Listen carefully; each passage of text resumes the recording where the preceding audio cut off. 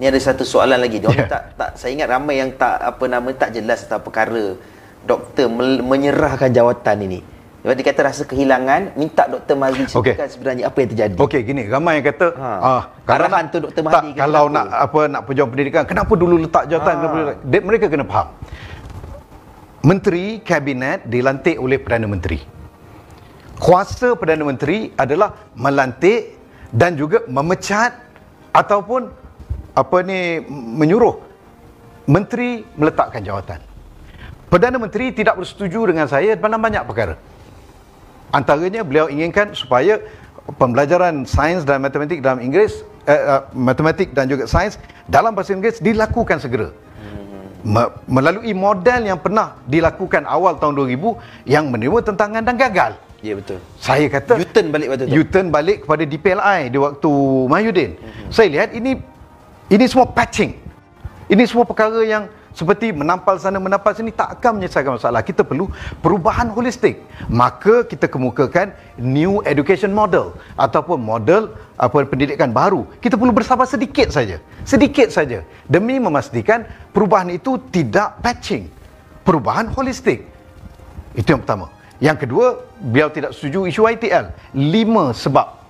Isu yang menyatakan bahawa tidak setuju saya gantikan Frog VLE dengan Google Classroom, yang mengatakan saya mengenakan bayaran ke atas syarikat yang meletakkan mereka punya tiang-tiang pecawang di sekolah. Saya minta mereka bayar sewa ikut harga pasaran. Beliau tidak bersetuju, dan beliau tidak bersetuju dengan keputusan saya untuk menamatkan kontrak syarikat tersebut yang memakan ratusan juta, walhal kita lakukan dengan Google Classroom nul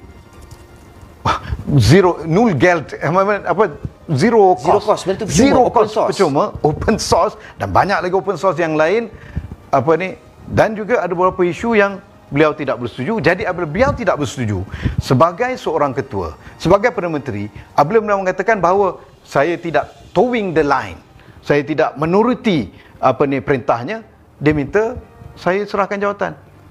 Jadi Tun Mahathir sebenarnya telah merenggut seorang pemimpin saya tak berani kata renggut, tak renggut, tetapi dia suruh saya serahkan jawatan, maka saya pun tulis surat balik.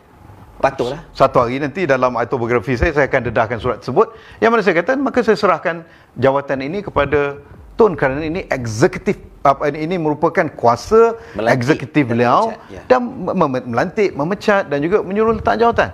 Dan fahamilah guru-guru, bukan saya letak jawatan kerana meninggalkan anda semua. Hati saya bersama dengan anda semua. Hatta saya menjadi pembangkang, ketika saya menjadi pembangkang yang bebas, dan hari ini bersama dengan seketika bersama dengan Parti Keadilan Rakyat, saya tetap memperjuangkan anda semua di parlimen dan sebagainya. Saya bukan letakkan jawatan suka-suka kerana tekanan, ada orang kata kerana tekanan isu Jawi. Tidak. Saya antara orang yang degil. Isu Jawi itu saya nanti Luman, tunggu aku cakap habis dulu. Okey. Dia ni terburu nafsu. Okey. Siapa tu kawan nafsu sikit. Marah. Tak. Apa dah lupalah aku cakap lah. Apa man? Tak, saya bukan tinggalkan anda semua. Saya bukanlah sekerat jalan kerana tekanan isu Jawi, tekanan tak. Saya jenis degil. Bugis dengan Haka ni. Bos suruh sambung kontrak Wan Bestari pun saya tak buat. Sehingga kehilangan jawatan pun saya tak buat. Kerana pada saya masuk politik untuk perjuangkan rakyat. Saya masuk politik untuk mengangkat pendidikan rakyat. Saya masuk politik untuk selamatkan anak cucu anda semua. Tetapi bukan untuk saya menyambung kontrak dan sebagainya. Ya, kalau saya nak sakau, saya boleh sakau. Dan bukan kita tak tahu nak sakau. Kita lihat fail seorang menteri yang sebelum saya. Kita tahu cara bagaimana mereka sakau. Tetapi kita menggadaikan masa depan negara.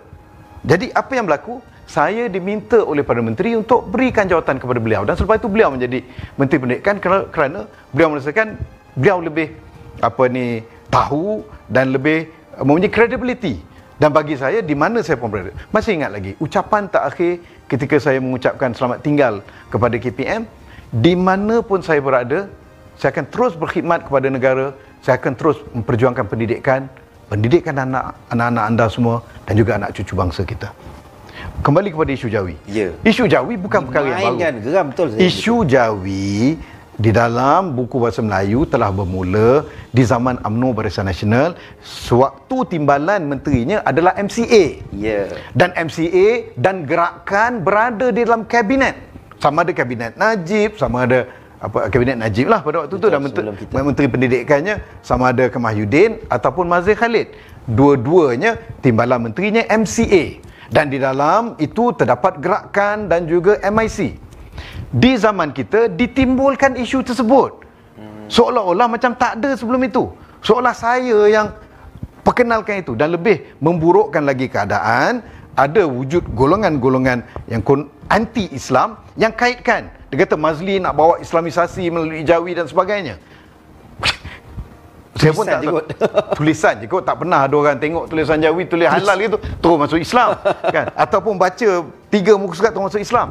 Tapi ialah suara-suara itu, dan suara-suara itu ada orang kata DAP, bukan DAP. Yang setahu saya Lim Kit Teo Ni Ching tak mainkan peranan besar sangat. Lim Kit Siang sendiri mengatakan dia sendiri belajar Jawi waktu dalam penjara, dan kesannya dia kena bu di Johor. Yang bu siapa? Kerana ramai di antara masyarakat bukan Islam ini yang telah diracuni oleh MCA, oleh gerakan, oleh MIC tentang sentimen anti-Islam dan juga anti-Jawi. Saya ingat lagi di Pilihan Raya Tanjung Piai, mereka tulis dalam tulisan Mandarin menghina Jawi, tetapi itu tidak diketahui oleh orang Melayu. Itu papan tanda MCA.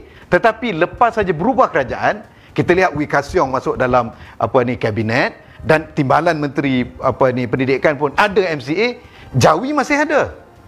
Yang lebih menarik, terdapat NGO yang pro MCA, yang chauvinis ini, di zaman saya bikin kecoh di media Cina semua. Sekarang ni keluar kenyataan, oh kami tak ada masalah dengan Jawi. Tiba-tiba okey. Jadi ini semua isu politik. Isu Jawi merupakan isu politik yang dimainkan oleh BN, dan juga hari ini kita lihat gerakan demi untuk survival politik mereka. Ini tidak bertanggungjawab, tanpa mereka sedari bahawa apa yang mereka lakukan hari ini akan merenggang dan meretakkan hubungan keharmonian masyarakat itu sendiri. Peduli apa orang kata Mazli, jalan terus, kami sentiasa menyokong. Sokong juga.